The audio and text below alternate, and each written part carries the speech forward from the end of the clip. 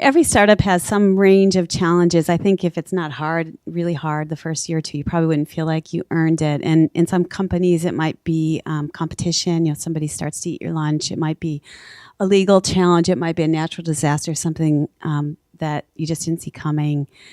It might be lots of things. In ours, it was really one thing. It was funding. It was really hard to fund this company. We started right after Lehman Brothers collapsed, and that's probably most of the story, frankly.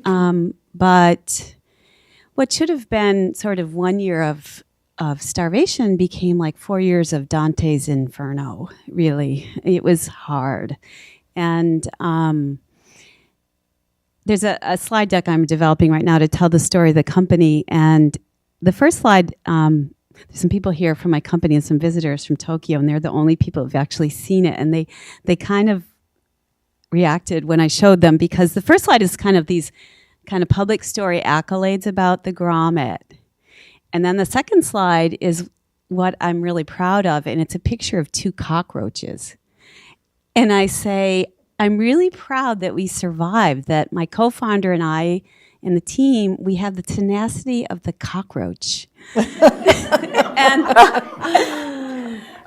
that middle phase was really hard in terms of every day we're doing really wonderful work, launching a new company, seeing us make a difference for those companies. There are companies like IdeaPaint would say, we would not exist without you. And so we were, on one hand, doing really good work, and on the other hand, my job as CEO was to keep the company fueled, and it's an operationally intense company that needed capital, and I was not able to create the kind of capital, amass the kind of capital we needed.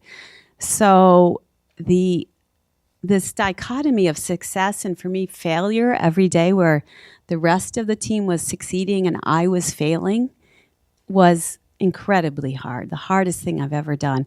And there was a lot of personal cost. I had tough moments were when I asked my oldest son to get emergency financial aid so he could stay in school. I mean, we were at that extent of personal sacrifice. And when the company finally got great financing and we've soared, we've grown 900% in the last 2 years. 1 in 200 Americans follows us. We have a huge impact and are really doing what we always knew we could do. But when we got that financing, my youngest son said, "Oh, we get to keep our house?" And like, oh my God, I was trying so hard to protect those boys. I have 3 boys, and obviously failing at protecting them from that risk. But they, in some ways, were really important to my tenacity themselves, because at one point we had 3 sort of near-death experiences. And at one point, that son, that same boy, when I was sort of like head slumped on the counter, which is unusual. I'm not like that. I'm pretty much the Everardi bunny. But it was one of those head slumped on the counter moments where I actually felt I needed to tell him. I didn't know if I could pull it out. He gave me like a, you guys won't know this because you're too young, but the famous coach of Notre Dame, Newt Rockne, there's like a Newt Rockne speech you can give.